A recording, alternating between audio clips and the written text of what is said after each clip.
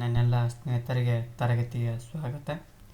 ತರಗತಿ ಪ್ರಾರಂಭ ಮಾಡೋಕ್ಕಿಂತ ಮುಂಚಿತವಾಗಿ ನಮ್ಮ ಒಂದು ಯೂಟ್ಯೂಬ್ ಚಾನಲಿಗೆ ಸಬ್ಸ್ಕ್ರೈಬ್ ಆಗಿ, ಜೊತೆಗೆ ಪ್ರತಿಯೊಂದು ತರಗತಿಗಳನ್ನು ವೀಕ್ಷಿಸಿ ಅನ್ನುತ್ತಾ ಇವತ್ತಿನ ತರಗತಿಯನ್ನು ಪ್ರಾರಂಭ ಮಾಡ್ತಾ ಹೋಗ್ತೀನಿ. ಇವತ್ತಿನ ತರಗತಿ ಅಂದರೆ ಏನಪ್ಪ ಅಂದ್ರೆ ಭೂ ಕಂದಾಯ ನೀತಿಗಳು. ಯಾರು ಬ್ರಿಟಿಷರು ತಂದಂಥ ಭೂ ಕಂದಾಯ ನೀತಿಗಳ ಬಗ್ಗೆ ಈ ಒಂದು ತರಗತಿಯೊಳಗೆ ಚರ್ಚೆಯನ್ನು ಮಾಡ್ತಾ ಹೋಗ್ತೀವಿ. ಈ ಒಂದು ತರಗತಿಯೊಳಗೆ ಕೇವಲ ಕಾಯಂ ಜಮೀನ್ದಾರಿ ಪದ್ಧತಿ ಬಗ್ಗೆ ಚರ್ಚೆಯನ್ನು ಮಾಡ್ತಾ ಹೋಗ್ತೀವಿ. ಮುಂದಿನ ಒಂದು ತರಗತಿಯೊಳಗೆ ಮಹಲ್ವಾರಿ ಪದ್ಧತಿಗಳ ಬಗ್ಗೆ ಮತ್ತು ರೈತವಾರಿ ಪದ್ಧತಿಗಳ ಬಗ್ಗೆ ಚರ್ಚೆಯನ್ನು ಮಾಡ್ತಾ ಹೋಗ್ತೀವಿ.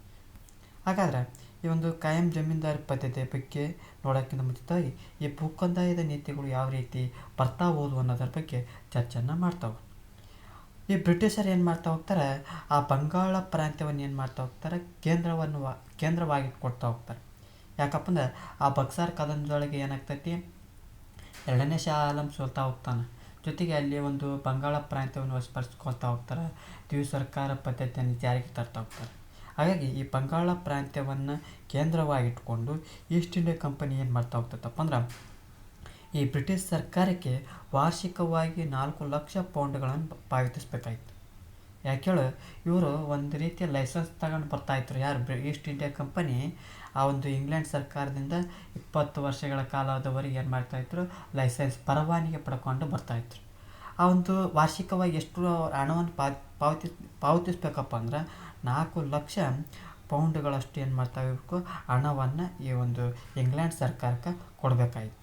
ಹಾಗಾಗಿ ಈ ಒಂದು ಹಿನ್ನೆಲೆಯೊಳಗೆ ಏನಾಗ್ತೈತಪ್ಪ ಅಂದರೆ ಈ ಕಂಪನಿಯು ತನ್ನ ಒಂದು ಆರ್ಥಿಕ ಹಿತಾಸಕ್ತಿಗಳನ್ನು ಏನು ಮಾಡ್ತಾ ಹೋಗಬೇಕು, ಉತ್ತಮಪಡಿಸ್ಕೊಳ್ಬೇಕಾಯಿತು. ಅಂದ್ರೆ ಈ ಒಂದು 4 ಲಕ್ಷ ಪೌಂಡ್ಗಳನ್ನು ಪಾವತಿಸಬೇಕಾದ್ರೆ ಇಲ್ಲಿನ ಒಂದು ಆರ್ಥಿಕ ಹಿತಾಸಕ್ತಿಗಳನ್ನು ಏನು ಮಾಡ್ತಾ ಹೋಗಬೇಕು, ಉತ್ತಮಪಡಿಸ್ಕೊಳ್ಬೇಕು. ಹಾಗಾಗಿ ಆ ಒಂದು ಕಂಪನಿ ಏನು ಮಾಡ್ತಾ ಹೋಗ್ತೈತಿ, ಹೊಸ ಬಗೆಯ ಕಂದಾಯ ನೀತಿಗಳನ್ನು ಏನು ಮಾಡ್ತಾ ಹೋಗ್ತಿದ್ರು, ಜಾರಿಗೆ ಗೊಳಿಸ್ತಾ ಇದ್ರು. ಹಾಗಾದರೆ ಅದರಲ್ಲಿ ಪ್ರಮುಖವಾಗಿ ಯಾವ್ಯಾವ ನೋಡ್ತಾವಪ್ಪ ಅಂದ್ರೆ ಮೊದಲನೇದಾಗಿ ಕಾಯಂ ಜಮೀನ್ದಾರಿ ಪದ್ಧತಿಯನ್ನು ನೋಡ್ತಾ ಹೋಗ್ತೀವಿ, ಮಹಲ್ವಾರಿ ಪದ್ಧತಿಯನ್ನು ನೋಡ್ತಾ ಹೋಗ್ತೀವಿ, ಜೊತೆಗೆ ರೈತವಾರಿ ಪದ್ಧತಿಯನ್ನು ನೋಡ್ತಾ ಹೋಗ್ತೀವಿ. ಈ ಮೂರು ಈ ಒಂದು ಭೂ ಕಂದಾಯ ನೀತಿಗಳು ಪ್ರಮುಖವಾಗಿ ಕಾಣ್ತಾ ಹೋಗ್ತೀವಿ. ಮೊದಲನೇದಾಗಿ ಈ ಕಾಯಂ ಜಮೀನ್ದಾರಿ ಪದ್ಧತಿ ಬಗ್ಗೆ ಚರ್ಚೆಯನ್ನು ಮಾಡ್ತಾ ಹೋಗೋಣ. ಈ ಒಂದು ವಾರ್ಷಿಕವಾಗಿ ನಿರ್ದಿಷ್ಟ ಕಂದಾಯದ ಒಂದು ಹಣವನ್ನು ಪಡೆಯೋಕ್ಕೆ ಸಲುವಾಗಿ ಏನು ಮಾಡ್ತಾ ಹೋಗ್ತಾರೆ, ಈ ಲಾರ್ಡ್ ಕಾರ್ನ್ ವಾಲಿಸನ್ ಏನು ಮಾಡ್ತಾ ಹೋಗ್ತಾನೆ 1793 ಒಳಗೆ.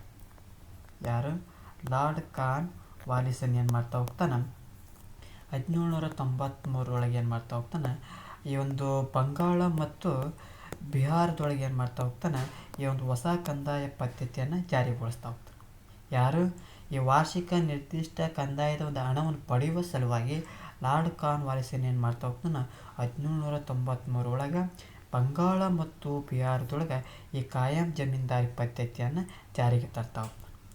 ಈ ಒಂದು ಕಾಯಂ ಜಮೀನ್ದಾರಿ ಪದ್ಧತಿಯೊಳಗೆ ಏನು ನೋಡ್ತಾವಪ್ಪ ಅಂದ್ರೆ ಈ ಒಂದು ಪದ್ಧತಿಯೊಳಗೆ ಜಮೀನ್ದಾರನ ಏನಾಗಿರ್ತಪ್ಪ ಅಂದ್ರೆ ಭೂ ಮಾಲೀಕನಾಗಿರ್ತಾನೆ. ಈ ಒಂದು ಪದ್ಧತಿಯೊಳಗೆ ಭೂ ಮಾಲೀಕರು ಯಾರಪ್ಪ ಅಂದ್ರೆ ಜಮೀನ್ದಾರರಾಗಿದ್ರು. ಯಾರು ಜಮೀನ್ದಾರ್. ಈ ಒಂದು ಹೊಸ ಯೋಜನೆಯ ಪ್ರಕಾರ ಜಮೀನ್ದಾರನ ಏನು ಮಾಡ್ಬೇಕಪ್ಪ ಅಂದ್ರೆ ಪ್ರತಿ ವರ್ಷವೂ ನಿರ್ದಿಷ್ಟ ದಿನಕ್ಕೆ ಮೊದಲೇ ಅವನು ಒಪ್ಪಿಕೊಂಡಂಥ ಕಂದಾಯದ ಮೊತ್ತವನ್ನು ಸರ್ಕಾರಕ್ಕೆ ಸಲ್ಲಿಸಬೇಕಾಯ್ತು. ಅಂದರೆ ಭೂಮಿಯ ಮಾಲೀಕ ಯಾರಾಗಿದ್ದರು, ಜಮೀನ್ದಾರಾಗಿದ್ದರು.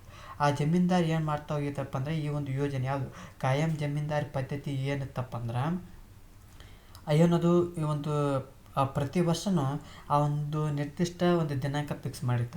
ಆ ದಿನಕ್ಕೆ ಮೊದಲೇ ಏನು ಮಾಡಿರಬೇಕು, ಅವನು ಒಪ್ಪಿಕೊಂಡಂಥ ಕಂದಾಯದ ಮೊತ್ತವನ್ನು ಸರ್ಕಾರಕ್ಕೆ ಸಲ್ಲಿಸಬೇಕಾಯಿತು. ಇದು ಭೂ ಮಾಲೀಕನಿಗೆ ಈ ಪದ್ಧತಿಯಿಂದ ಏನಾಗ್ತಾ ಇತ್ತು, ಹೆಚ್ಚುತ್ತಾ ಇತ್ತು. ಯಾಕಂದರೆ ವರ್ಷಕ್ಕೆ ಉದಾಹರಣೆಗೆ ಈ ಒಂದು ಜೂನ್ರಿಂದ ಏನು ಮಾಡ್ತಾ ಹೋಗ್ತೀವಿ, ನಾವು ಬೆಳೆಗಳನ್ನು ಏನು ಮಾಡ್ತಾ ಹೋಗ್ತೀವಿ, ಬೆಳ್ತಾ ಹೋಗ್ತೀವಿ, ಬಿತ್ತನೆ ಮತ್ತು ಬೆಳ್ತಾ ಹೋಗ್ತೀವಿ. ಕಟಾವು ಗಿಟ ಎಲ್ಲ ಮುಗಿದು ಕೈಯಾಗ ರೊಕ್ಕ ಯಾವ ಬರ್ತೈತಿ, ಫೆಬ್ರವರಿ ಮಾರ್ಚ್ ತಿಂಗಳು ಬರ್ತಾ ಹೋಗ್ತೈತಿ.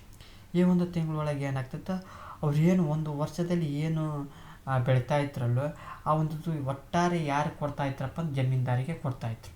ಇನ್ನು ಜಮೀನ್ದಾರಿ ರೈತರಿಗೆ ಅನ್ಸುತ್ತಿದ್ವಲ್ಲನ, ಆ ರೈತರು ಬೆಳೆದು ಯಾರು ಕೊಡ್ತಾಯಿದ್ರು, ಜಮೀನ್ದಾರಿಗೆ ಕೊಡ್ತಾಯಿದ್ರು. ಆ ಜಮೀನ್ದಾರರು ಬ್ರಿಟಿಷ್ ಜೊತೆಗೆ ಒಂದು ಒಪ್ಪಂದ ಮಾಡ್ಕೊಂಡಿರ್ತಾರೆ. ವರ್ಷಕ್ಕೆ ಇಷ್ಟು ಕಂದಾಯ ಕೊಡಲೇಬೇಕಂತ ಇತ್ತು.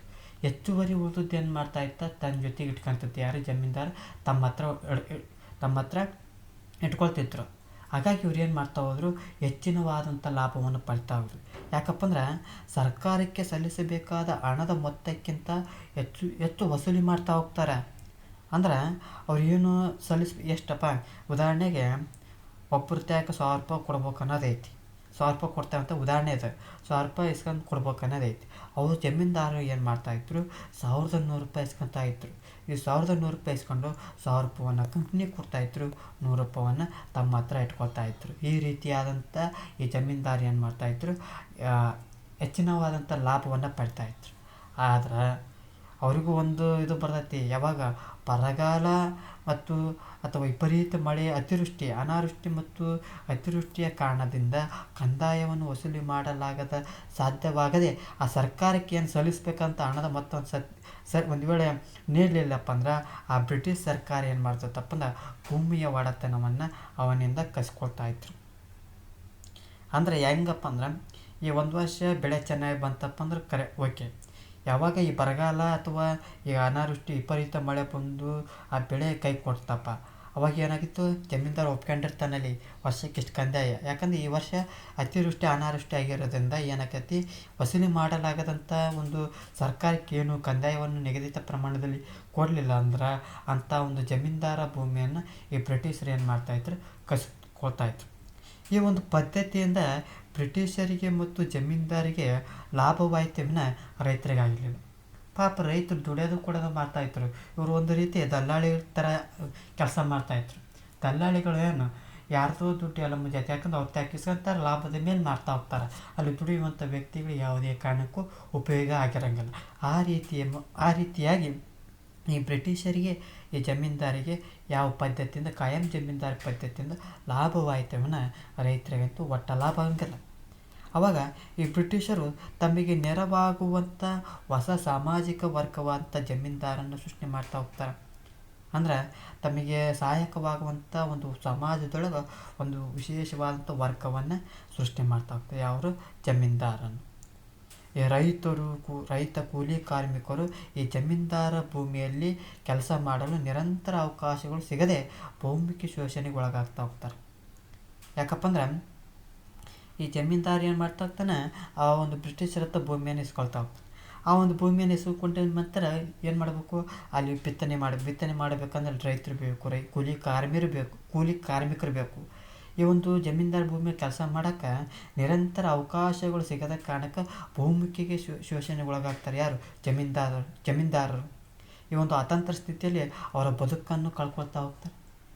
ಯಾಕಂದ್ರೆ ಅವ್ರು ಹೇಳ್ತಾರೆ, ನಿಗದಿತ ಕಂದಾಯ ಕಟ್ಟಿದಪ್ಪ ಬೇಕಪ್ಪ, ಇಲ್ಲಕ್ಕ ನಾವು ಕಸಂತ ನೋಡೋಣ ಅಂತ ತಾನೆ, ಏನಾರ ಮಾಡಿ ನಮಗೇನು ಒಂದು ವರ್ಷಕ್ಕೆ ಎಷ್ಟು ಕಟ್ಟಬೇಕು. ಈ ರೀತಿಯಾದಂಥ ಈ ಒಂದು ಪದ್ಧತಿ ನೋಡ್ತಾ ಹೋಗ್ತಾರೆ. ಈ ಒಂದು ಪದ್ಧತಿಯು ಕ್ರಮೇಣ ಒರಿಸ್ಸಾ, ಆಂಧ್ರ, ವಾರಣಾಸಿ ಪ್ರಾಂತ್ಯಗಳು ವಿಸ್ತರಣೆ ಆಗ್ತೈತಿ.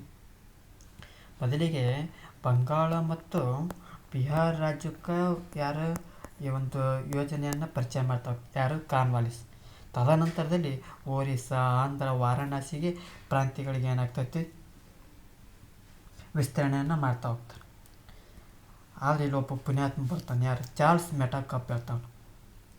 ಈ ಒಂದು ಕಾಯಂ ನಮ್ಮ ಒಂದು ದೇಶದ ರೈತರ ಬಗ್ಗೆ ಹೇಳ್ತಾ ಹೋಗ್ತಾನೆ. ಈ ಒಂದು ಕಂದಾಯ ನೀತಿಗಳನ್ನು ಹೇಳ್ತಾ ಹೋಗ್ತಾನೆ. ಏನಂತ ಹೇಳ್ತಾನೆ ಚಾರ್ಲ್ಸ್ ಮೆಟಾಕಪ್, ಈ ಬ್ರಿಟಿಷ್ ಕಂದಾಯ ನೀತಿಗಳಿಂದ ಭಾರತದ ರೈತರು ಸಾಲದಲ್ಲೇ ಹುಟ್ಟಿ, ಸಾಲದಲ್ಲೇ ಬದುಕಿ, ಸಾಲದಲ್ಲೇ ಸತ್ತರು ಅಂತ ಹೇಳ್ತಾ ಹೋಗ್ತಾರೆ. ಯಾರು, ಚಾರ್ಲ್ಸ್ ಮೆಟಾಕಪ್. ಎಷ್ಟರ ಮಟ್ಟಿಗೆ ಒಂದು ರೈತರನ್ನು ಕೀಳಾಗಿ ಕಾಣ್ತಂದ ಇವನು ಹೇಳಿದಂಥ ವಾಕ್ಯದ ಮೇಲೆ ನಾವು ಗೊತ್ತಾಗ್ತೈತಿ. ಯಾವನಂತ ಹೇಳ್ತಾನೆ, ಭಾರತದ ರೈತರು ಸಾಲದಲ್ಲೇ ಹುಟ್ಟಿ, ಸಾಲದಲ್ಲೇ ಬದುಕಿ, ಸಾಲದಲ್ಲೇ ಸತ್ತರು ಅಂತಂದು ಹೇಳ್ತಾ ಹೋಗ್ತಾನೆ.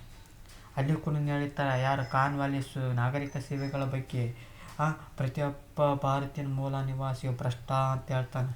ಆ ವಚನ ನಮಗೆ ಇಲ್ಲಿ ನೋಡ್ರಿ, ಭಾರತ ರೈತರು ಸಾಲದಲ್ಲಿ ಹುಟ್ಟಿ, ಸಾಲದಲ್ಲಿ ಬದುಕಿ, ಸಾಲದಲ್ಲೇ ಸತ್ತರು ಅಂತಂದು ಹೇಳ್ತಾ ಹೋಗ್ತಾರೆ.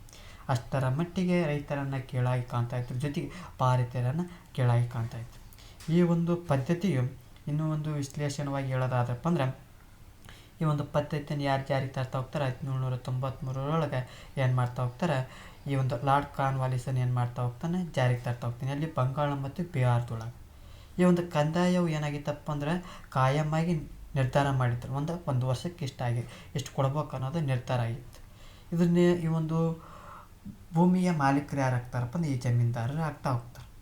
ತದನಂತರದಲ್ಲಿ ಏನಾಗ್ತೈತಪ್ಪ ಅಂದ್ರೆ ಈ ಒಂದು ಸರ್ಕಾರಕ್ಕೆ ಏನಾಗ್ತೈತಿ ನಿರಂತರವಾದಂಥ ಆದಾಯ ಬರ್ತಾ ಹೋಗ್ತೈತಿ. ಭಾರತದ ಮೊದಲ ಒಂದು ಆಧುನಿಕ ಭೂ ವ್ಯವಸ್ಥೆಯನ್ನು ನೋಡ್ತಾ ಹೋಗ್ತೀವಿ. ಇಲ್ಲಿ ಜಮೀನ್ದಾರರಿಂದ ಏನಾಗ್ತೈತಿ ಕೃಷಿ ಅಭಿವೃದ್ಧಿ ಆಗ್ತೈತಿ. ಆದರೆ ಈ ಒಂದು ಪದ್ಧತಿಯ ದುಷ್ಪರಿಣಾಮಗಳನ್ನು ನೋಡೋದಾದ್ರೆ ಇಲ್ಲಿ ಕೇವಲ ಜಮೀನ್ದಾರರು ಏನಾಗ್ತಾಯಿದ್ರು ಶ್ರೀಮಂತರಾಗ್ತಾಯಿದ್ರು, ಬ್ರಿಟಿಷರು ಹಣವನ್ನು ಗಳಿಸ್ತಾಯಿದ್ರು. ಆದರೆ ಅಲ್ಲಿ ದುಡಿಯುವಂಥ ವರ್ಗ ಯಾವುದು ರೈತರ ಶೋಷಣೆ ಮತ್ತು ಬಡತನ, ಆ ರೀತಿಯ ಒಂದು ಬಡತನ ನೋಡ್ತಾ ಹೋಗ್ತೀವಿ. ಜಮೀನ್ದಾರ ಕ್ರೂರತೆಯನ್ನು ಕಾಣ್ತಾ ಹೋಗ್ತೀವಿ. ಆ ಭೂಮಿಯ ಮೇಲಿನ ಹಿಡಿತ ಕಳಿಸ್ಕೊಳ್ತಾ ಹೋಗ್ತಾರೆ ಯಾರು, ಯಾಕಪ್ಪ ಅಂದರೆ ಈ ಒಂದು ರೈತ ಈ ಒಂದು ಹೊಲದಲ್ಲಿ ಬೆಳೆಯಲಿಲ್ಲಪ್ಪ ಅಂದ್ರೆ ಆ ರೈತರನ್ನು ತೆಗೆದುಬೇಕಾಗ್ತಾ ಇತ್ತು ಜಮೀನ್ದಾರ. ಈ ರೀತಿಯಾದಂಥ ಒಂದು ದುಷ್ಪರಿಣಾಮವನ್ನು ಈ ಒಂದು ಪದ್ಧತಿಯ ಮೂಲಕ ಕಾಣ್ತಾ ಹೋಗ್ತೀವಿ. ಈ ಒಂದು ತರಗತಿ ಎಷ್ಟಾಗಿತ್ತಪ್ಪ ಅಂದ್ರೆ ನಮ್ಮ ಒಂದು ಯೂಟ್ಯೂಬ್ ಚಾನಲಿಗೆ ಸಬ್ಸ್ಕ್ರೈಬ್ ಆಗಿ, ಜೊತೆಗೆ ನಮ್ಮ